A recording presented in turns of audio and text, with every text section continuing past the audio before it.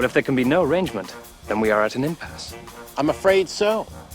I can't compete with you physically, and you're no match for my brains. You're that smart. Let me put it this way. Have you ever heard of Plato, Aristotle, Socrates? Yes? Morons. Really? Welcome to Morons Mince Movies. I am your host, Moron Sam Munoz, and I'm here with my fellow moron, Ugrester Peñalosa II, and Akam. He's not here because he's doing his purple blood unicorn therapy at home, Arturo. That's what I think. I think he found himself a unicorn. Yes. I think he killed a unicorn and then decided to use its blood for medicinal purposes. Yeah. Probably smoking it or snorting it Snorting of it, some sort. Injecting it. Yes. Either way works. Either way. Yeah. But we do want to do a little shout out to our friend Arturo, who is not here with us, as you can tell. Yeah. He is going through some personal needs that we don't want to say. I don't know if you want to make it that vague. I think he just wanted to prioritize a few things and his family and whatnot, and he's taking a hiatus. Oh, there you go. Nice. Yes. Yeah, a hiatus. Hiatus is the right word. Yeah. And we wish him well. We hope that everything is going well with him. And when he's ready to come back, we are always welcome to have him back. Wide open. Ah, Yes. we both went there. Yes. Good old Creed. All right. Always bringing us together. All right, let's get to our episode today, because today we are going to be mincing Death of a Unicorn, starring Jenna Ortega and Paul Rudd. Yes, I'm glad great to see. Cast. Yes, great cast. Some of these I haven't seen, like Tea Leoni. I haven't seen in a long time. No, this is her first movie in like over 10 years. Yes, yeah. Honestly. It's a good cast here. You got Will Poulter. You've been seeing a lot of him lately. He always plays that kind of character. Sort of. No, I've been seeing some different characters from him. He's in that Warfare movie, I believe, where he plays a soldier. I want to watch that movie. I want to watch that one as well. But very, very similar. So let's give us a quick synopsis. We talked about this off air, but we're going to try to restructure our mincing a little bit better. So quick synopsis. This takes place in our modern times. We have Paul Rudd and Jenna Ortega. They're a father-daughter who are father-daughter duo. Their mother has passed away. We find this out right away. And they're going to visit their Paul Rudd is a lawyer. They're going to visit his boss, who is dying of cancer. Yeah, CEO of a pharmaceutical company. Yes. He's dying of cancer, and this is like a big deal for him because since he's dying of cancer, they're thinking about making Paul Rudd the lawyer, the liaison between what happens to promoting him. Yeah, what happens to his family business and whatnot, and everything like that. Yeah. On their way to this house, which is in this wilderness. It's in this reserve, this wildlife reserve, that because they are rich, they are still able to own the chateau in the middle of this. Is that how you say it? I'm not really fluent in German, so I believe it's chateau. But they owned. It's beautiful. I mean, the minute I saw it on screen, I was like, I want to live there one day. Yes. But yeah, they're heading there to meet with this family. Yes. And then what happens is, while Paul Rudd's character is distracted with his phone, trying to communicate with his family because they're late, they end up hitting a unicorn, and from there, hilarity ensues. Yeah. Really. It was really. First of all, it was right out the gate. But yeah, right out the gate, first 10 minutes, they hit and kill this unicorn. Or do they kill it? Let's finish the very quick. Well, that's basically the synopsis. Well, then what happens is they take this unicorn back to this place. They're trying to hide everything, and they find the rich. Everybody finds out that there's this unicorn, and it has this medicinal purposes. Yeah, curing miracle purposes, and of course, old man, what's his name? Odell. Yes. He decides I want to try it, and it works, and it cures him, and then that's when chaos ensues. Yes. Let's get into some general thoughts. Yeah. What do you think? I enjoyed this movie, man. I gotta be honest with you. I enjoyed the cast. There were some parts where it could have been better, but I enjoyed it from beginning to end. I'm not a big horror movie guy, as you know, but somehow this one, it had the right amount for me. So I enjoyed it. Yeah, I agree, man. I thought this was comedy horror gold, man. I truly enjoyed it. Very entertaining.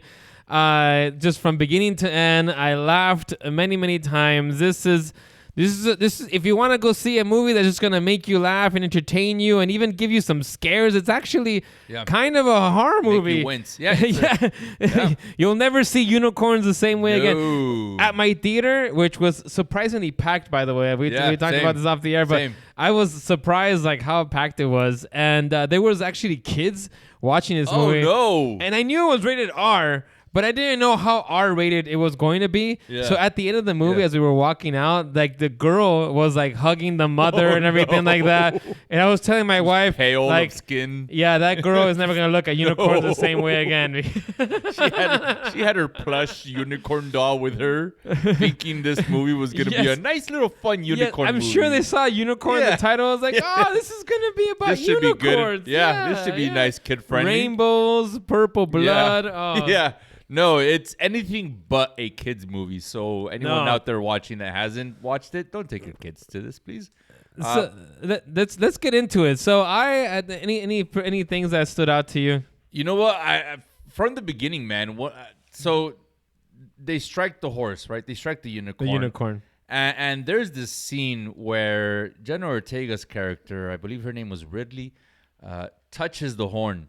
Yes. And it gives her this fucking high, this trip where she's witnessing galaxies and she's, it's just goes into a trance. Nebula. It's beautiful, yeah. And you're like, you as a viewer are also caught into this trance because it's just so visually stunning. And then Paul Rudd decides to just smack the shit out of this poor unicorn's misery because they think it's from suffering. his point of view, this poor thing is suffering. So he just goes at it with a crowbar, like not once, but like 3 or 4 times, and it squirts. And this is an important part of the movie. It just splashes blood all over himself and all over Jenna Ortega. Yes. And because they're in a rush, because they're late, they have to fucking pack this dead horse. Unicorn. Sorry, I keep forgetting. They have to pack this dead unicorn. Let's not disrespect the animal. Sure, Come on. It's a completely different species. I don't want them showing up in my house. There is a horn. They have to. They have fangs. The narwhal of the horse realm. They have to load this fucking unicorn into their car and then still show up on time.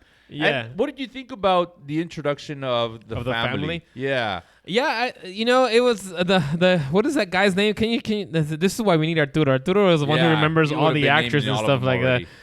Will Poulter, yeah.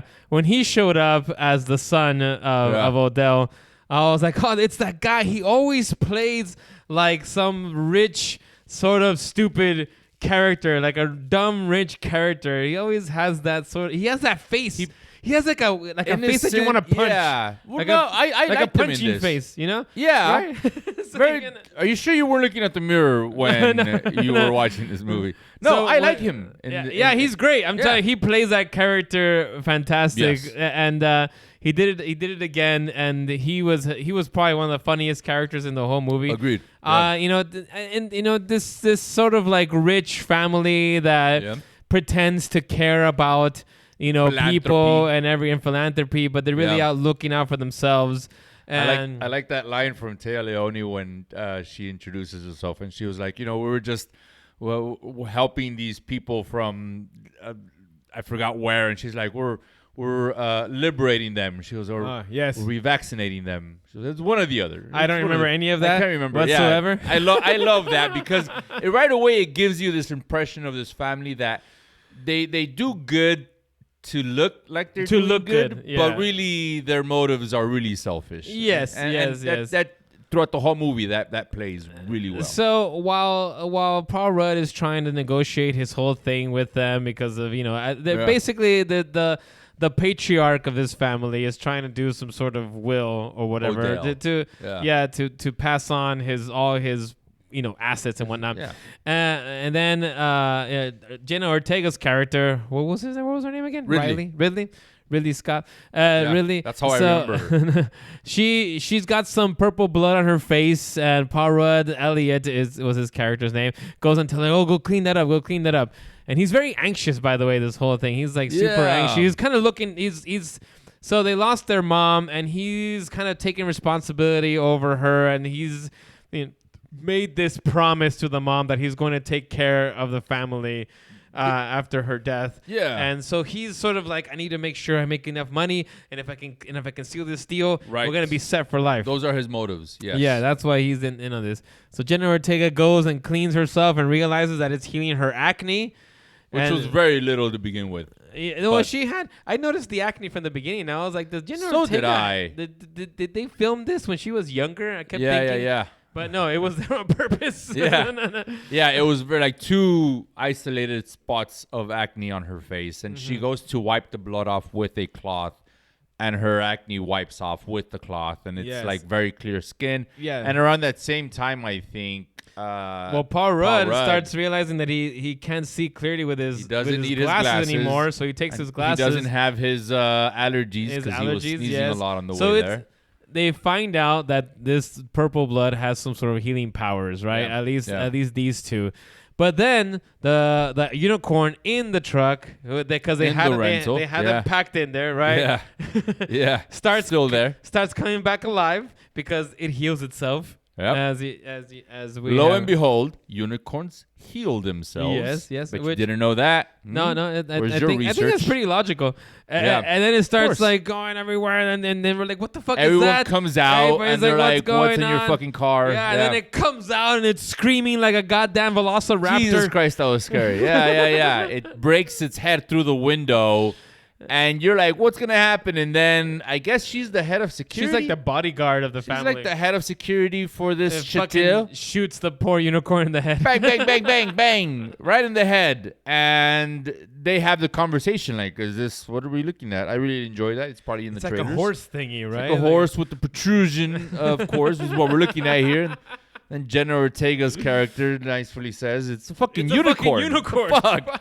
Like what everyone else is thinking, it's a fucking unicorn. Yes. And then that's when Odell's character gets that idea of like, well, we need to do some research. Can use this. Yeah. Well, then they start talking about how like the blood sort of cured the acne and like he can see. Yes. And so then Odell's like, well, let's bring it in and start doing the testing and everything. And then they start putting it into the veins. Yeah. They just go hard on testing out. Yeah. I will say that the scientists showed up rather quickly.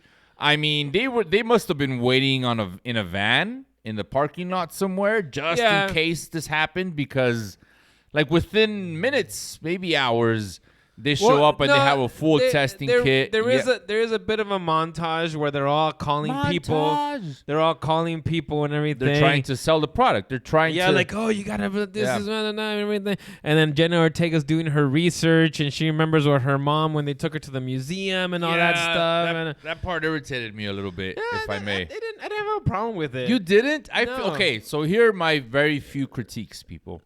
So to begin with is, I felt like they didn't really hash out that storyline enough to where I actually cared about the connection from these museums and mom and like.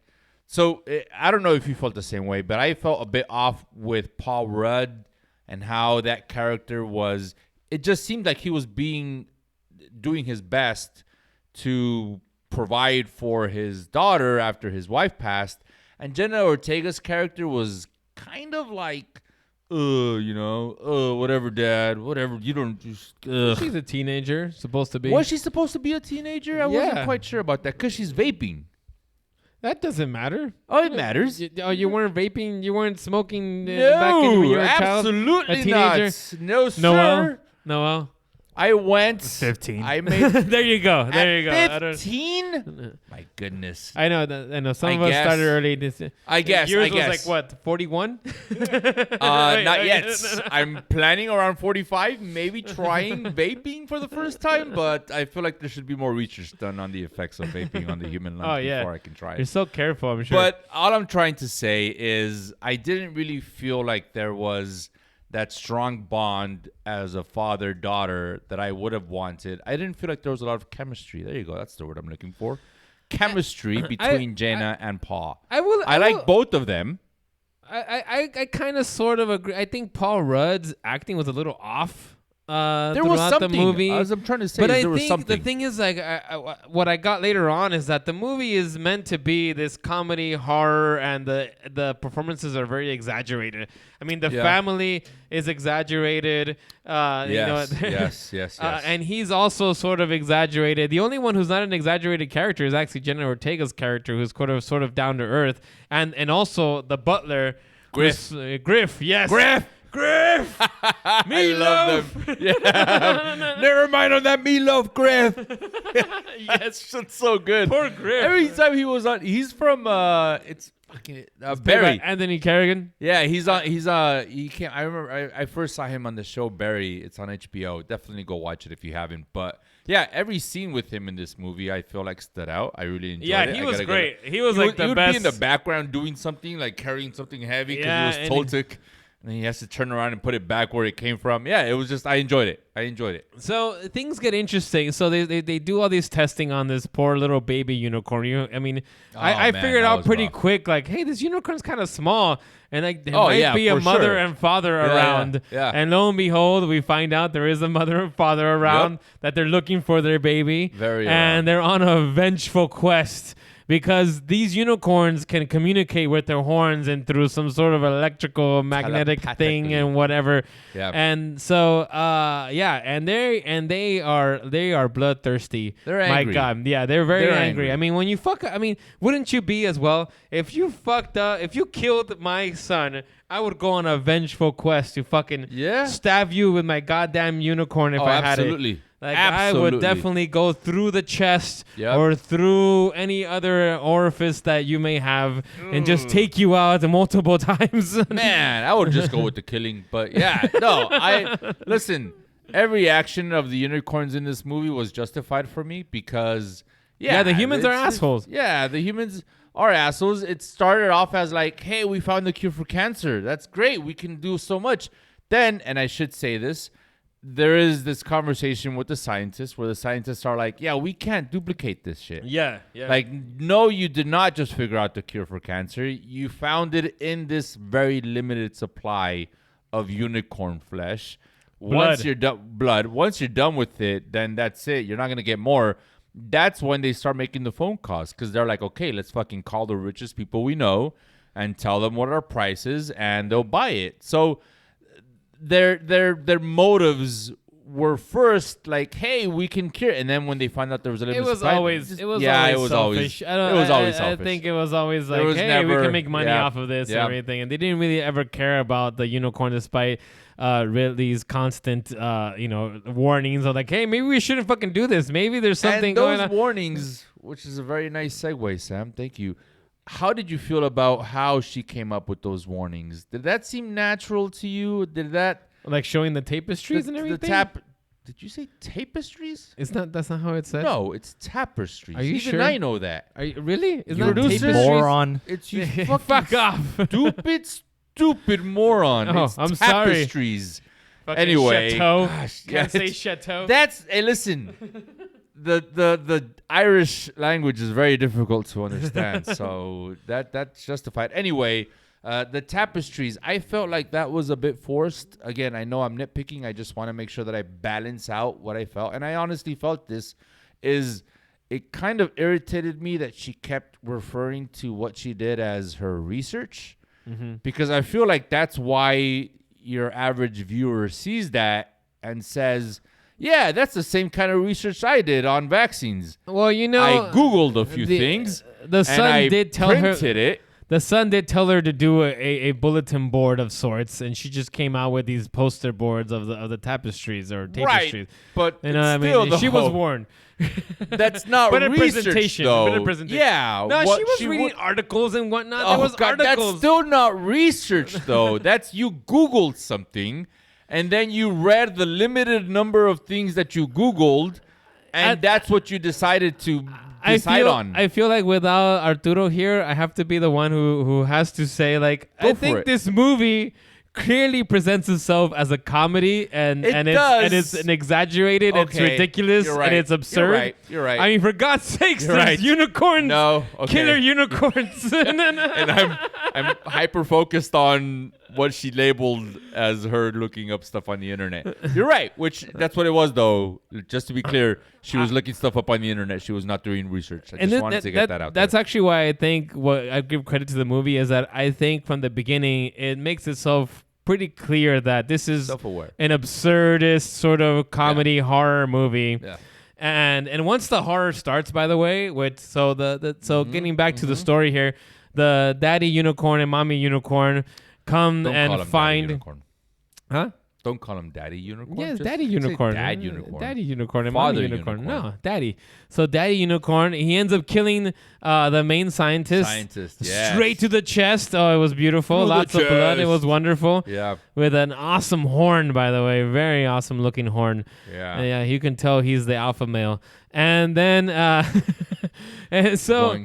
And so then from there, it becomes like a horror movie where these unicorns are basically hunting down the humans. Yeah. And every death is a bit more hilarious. And I don't know about you, but I just love humans dying in these hilarious ways. Yeah. My favorite one was the girl, the lady Mom, scientist. No, the mom was good too. I like Tea Leoni's death. Tea Leoni's was good too. It was very horrific. How did the lady scientist die? She ends up getting ripped apart by both unicorns. So they come up with the plan, and after they kill the first scientist, everybody's like freaking out. Well, then the dad and some of the other guys and the bodyguard who ends up shooting the baby, right? They go and try to hunt down the mom because when I forgot about this, the daddy unicorn comes, kills the Asian scientist, and then they all like the bodyguards come and they start shooting at the unicorn. The unicorn goes away because he's hurt. But they're trying to hunt it down, but they don't realize that it can heal itself. Right. So when they finally find it, we also don't know that there's a second one. At this time, we just think there's only a daddy unicorn. We find out there's a mommy unicorn that's distracting them, and then daddy unicorn comes and kills the bodyguard guy, and then like basically kills all the other guards and everything. Yep. And then Odell comes running back with Paul Rudd. Yes. Yeah, they make it back. And then Odell gets fucking killed. Yes, he gets killed also with the horn to the chin, right? To the chin. To the bottom of the chin. And comes out through the head. It was beautiful. And that's when everyone loses their shit. Yes. I still feel like Tea Leoni's is the best because if I remember correctly, she's close to saving herself somehow. I can't remember it now. The son has got the bow and arrow. There you go. That's why. That's what I'm saying. So there's a moment where you think, oh, he's going to be able to impale the unicorn. What I wanted, because I knew that he was probably lying about his bow and arrow talent. What I was hoping for was that he was gonna shoot and basically just kill her own mother. That would have been hilarious too. Damn. But that didn't happen. He just kind of like gives up and runs away. No. He didn't give up because if I remember correctly, the first one, he loads it and he lets it go and it just like flops down. Like, clearly he doesn't know what the fuck he's doing, but he still tries to justify it with like, it must have been a bad arrow or something like that. He gets another one. He doesn't even take a first shot. He doesn't take. He's like, I'm saying. I'm so sorry. I'm sorry, Mom. No, I think. Damn it! There's no way of knowing. And then it just the unicorn just he struggles. Bites that's what stands out. Is I remember he gets the bow and arrow, and me thinking, oh, cool, he's gonna use his bow and arrow skills to kill the unicorn and save his mom, and then he struggles with just the simple loading the arrow part.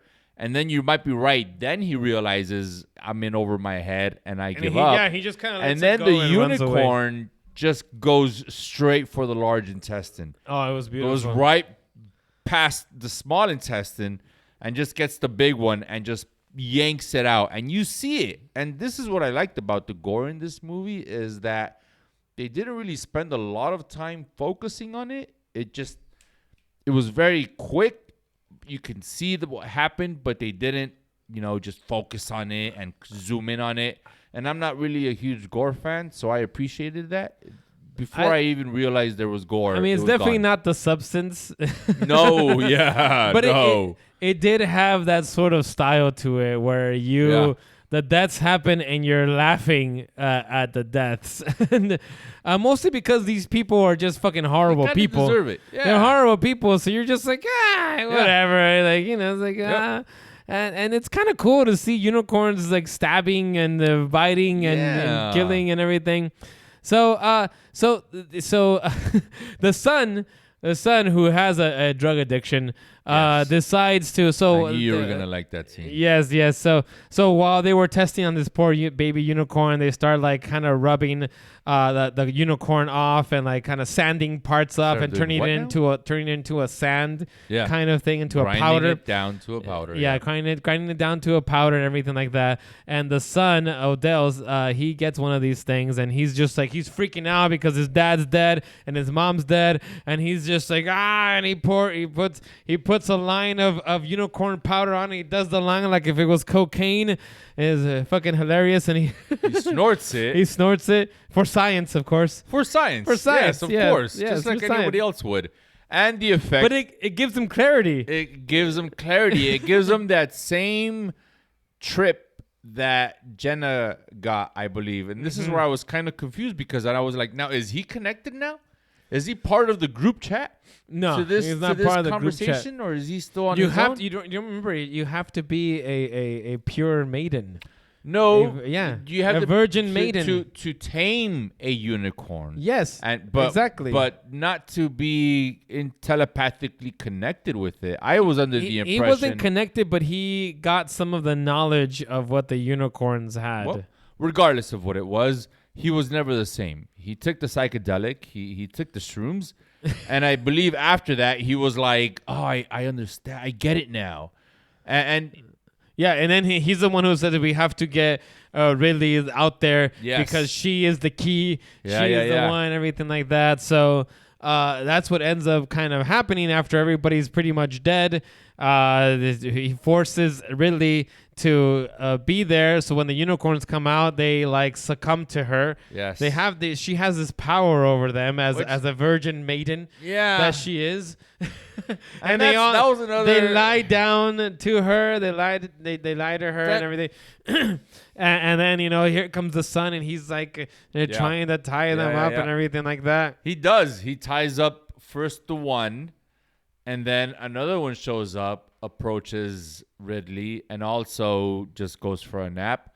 And then he goes and ties that second one up. And I gotta say, that's part of maybe you can refresh in my memory, but how was it that she was able to figure out that it was like only a pure of heart? That was part of the research that you didn't like. The tapestries. God damn it, I hate the way you pronounce that word. The tapestries revealed all of that? Or yes, they revealed all of that. I still feel like they it was revealed anyway. it was a virgin maiden who tamed the unicorn, and that's her. And then they killed the unicorn, and then it resurrected. But then the mother and the daddy unicorn came and they started killing everybody. It was on the tapestries. God damn it! Yeah, so many mispronounced words in that sentence. I can't even focus back to. Okay, so then let's bring it back then. So his plan was to get Jenna out there so that the unicorns go to sleep and he can tie them up and do what he was going to do from the get-go, which is harvest their bodies and organs and blood. Yes, and that goes great, right? It goes well. It goes well until Paul Rudd decides to finally have his moral epiphany and decides that he's no longer going to just look out for himself and for his financial needs and whatnot. Yeah. And he ends up fucking stabbing baby Odell. and then he gets stabbed in return, and they stab each other. They stab each other. Mutual stabbing. Yes. And then the unicorns kind of get loose and they fucking smack. I will say, smack baby Odell. Yeah. And he goes flying, which was fucking hilarious. That was a really another CGI great scene. Yeah, it was a good death. Yeah. He took a unicorn hoof straight to the face. It was wonderful. And he flew beautifully. Yes. But my I don't know about your theater, but my theater gasped when he managed to stab Paul Rudd. Yeah. I think a lot of people felt like they would never kill Paul Rudd in a movie. I also had a very enthusiastic theater. You know what was funny about this experience? I haven't had an experience like this in a movie where like I really felt like the theater experience. Yeah. And like, man, it's been a while because usually I go watch movies and it's like me and like two other guys also by themselves. And we're just like, we wink at each other, you know. Yeah, It's like, you're a movie right, guy. Yeah, all right. You know, like just don't take off your pants. Yeah. You know, and then then they do. And then I have to call the usher. And right, we've all had that experience. Yes, but this was not like that. It was not like that. I mean, there was a family. There was people. There was kids. Yeah. There was a puppy. A lot of laughing. I haven't heard like a crowd laugh in a while. Like, I had that same experience. I was very surprised. I thought this is an A24 movie, kind of indie movie, like. But it's people want to watch it. Kids love their Jenna Ortega, man. What can I say? I guess so. It must be the Jenna Ortega thing. It had to have been that because she's been in a lot of movies lately. She's a popular actress. She's Wednesday. She's Wednesday? Yeah, she's Wednesday. Adams. And Wednesday Thursday. Addams. Oh, Adam. Oh, she was. Oh, this is Wednesday Addams. Yes. Oh, there you go. This is why we need Arturo. This is why we need. You moron. I don't know, man. Anyways, all right. So it all ends with the unicorns coming together. They get we skipped over this, but the baby unicorn gets his unicorn cut off at some point during this whole testing part of just chop it off. But they bring it back and it gets reattached with the unicorn's magic. They basically join corns. You know, it's like two penises come together. Corn? They join corns. Horns. Yeah, they join corns, and then it creates magic. Basically revives the baby. I don't know if you noticed this, but they were always dark. They were black. Yeah, they went from unicorn the gray to unicorn the gray white. to unicorn the white. Yes, a la Gandalf when he died fighting the Balrog as he fell down. It's very racist. Very racist. Khazad Doom. Yeah, but in their attempt to reanimate their son, their baby unicorn, they also reanimate Paul Rudd, who actually ends up dying. It's kind of emotional, brought him but back. they bring him back, and everything is cool. And the unicorns and Paul Rudd and Jenna Ortega, they're connected. And unfortunately, you think the movie's over. If you think the movie's over, Griff, who managed to have escaped, the butler, earlier in the movie. Yes. He was also plot twist. You know, it was good that he escaped because I felt bad for him. He was being used by the family. Yeah, they told him to go out and just like risk his life and everything, but he was like, nah, I want to get the fuck out of here. But he goes and gets help. He comes back. They see everybody's dead. Except for Jenna Ortega and Paul Rudd, and they're like, fuck. So they get arrested. Murderers. Yeah, and they're in the car. They're being taken back to the station. But here come the unicorns. Lo and behold, all majestic. Spirited Away. Yes, exactly. Spirited Away style. That's the first thing that came to my mind. I was like, this is like Spirited Away, where the horses are just galloping next to the train as it's on its way out. Yes, and they're galloping, and and because their they beautiful whiteness. Yeah, they've gone to now unicorn the white. So your beautiful whiteness. So this is where I kind of had issue because this is where I find out that they had to have been telepathically linked, not just to Jenna Ortega, but also to Paul Rudd, is because they both look at each other in the car and they're like, "Oh, our seatbelts." That's what they're telling us. The way I took it, they're giving us the message: put on your seatbelts because shit's about to go down. Yeah, and they both put on their seatbelts, and then they just proceed to like crash these police cars. Yep. And it causes the crash and that's how it ends. And that's how it ends. With these unicorns aiding and abating these criminals from escaping jail. Like, they could have gone through the proper channels and just fought to plead their case in a court of law. But I guess breaking them out of transport is fine. But that's where it ends. Yeah. That's just where it ends. Is the unicorns decided to free them from being taken to jail. Yeah, well, they were connected already, and I think they understood that the unicorns understood that they needed help, so they went and helped. They understand in all their majesty. Like they understand the concept of seatbelts because clearly they told them, "Put on your seatbelts." They did. Otherwise, how would they have been able to communicate? Hey, find a way to secure yourself because I'm about to crash your car. Yeah, I think you're right. Have you ever seen Charlie the Unicorn on YouTube? I have no idea what that is. This reminds me of that video. Fuck that. This is all you youngsters out there are like, what the fuck is he talking about? But yeah, that's it. Yeah, you remember that? I do remember that. You remember that? That's what I thought about this. I'm like, this had to have. Yeah, this is early YouTube, dude. All the kids out there are like, oh, this is this new video that just dropped. No, it's older than your parents. Yeah, probably. This was great. I thought about that. This is fantastic. And another thing that came to mind as we're wrapping up is this movie has only confirmed the fact that if a rich person asks me to drive to this obscure location to sign a contract, I'm just not going to take that fucking offer, man. Nosferatu. Same fucking concept. That's true. Oh, I need you to sign this thing, but I need you to drive out to my secluded location because I want to see what kind of person you are before I sign it. Boom. Fucking Death of a Unicorn. Same thing. Yeah. A lot of parallels, man. That's why from now on, if a rich person asks me to drive to the location to sign something, no, I'm not going to do it. I agree. All right. So, Uble, what do you want to give a grade to this? If I had to grade this movie, I would definitely probably maybe think about, by chance, giving it a B. B? Wow. Solid B. Wow. I was going to say B.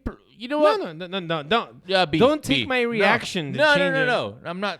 This means nothing. This is how I am. B. Okay. B. No. D. No, B's fine. Okay. B's fine. B. All right. B. Uble gives it a B. You know, I really enjoyed it, to be honest. Like, I came out of this movie very much entertained. And, you know, this is the kind of blockbuster general audience movies that I wish they would make more often. I know it's not a blockbuster, obviously. This is more of a independent sort of film, but it has stars in it and it has a general appeal, but it also has a unique concept and everything like that. It's new. It's not very deep. I will accept this. I mean, it tries to do this sort of thing like Eat the Rich and capitalism and how the rich can which I was all for, by the way. Yeah. It's such an easy target. It's such an easy target.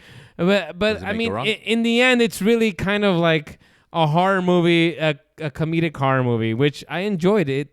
If you don't really have to worry about the deeper thoughts of it, because I don't think it really goes that deep, to be honest.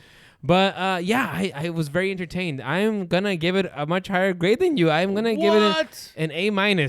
Whoa! I did not have any issues with some of the stuff that you brought up. I do recognize them and everything like that. There's not much character development in terms of like the family, the father-daughter. But you know what? It didn't really matter. I mean, you do get character development, and you do get enough of the family to where you're supposed to hate them. Yeah, and you're supposed to laugh at their deaths. Yes, that part was easy. Yeah. I laughed. Yeah. And so, but yeah, you know, like I still very much enjoyed this. I came out of that movie, I was like, wow, that was a fun time. Yeah. A fun time at the movies. And yeah, okay. I like that. Very nice. That. All right. B and an A-. I think that's like a B+. It averages out probably to a B+. I wish there was some way of finding. We don't have Arturo's fancy machine that he had. He would put this in the machine. He took his technology with him. So yeah, we could just hope. Too bad. Oh, well. Yeah. Please like and subscribe. Tell us what you Yeah, thought do that. about Death of a Unicorn. Or did you think it was as funny as I did? Did you think it was as mediocre as Uble thought it was? Go watch Let it. us know. Go watch it and let us know. Yes. And as always, have a dark night.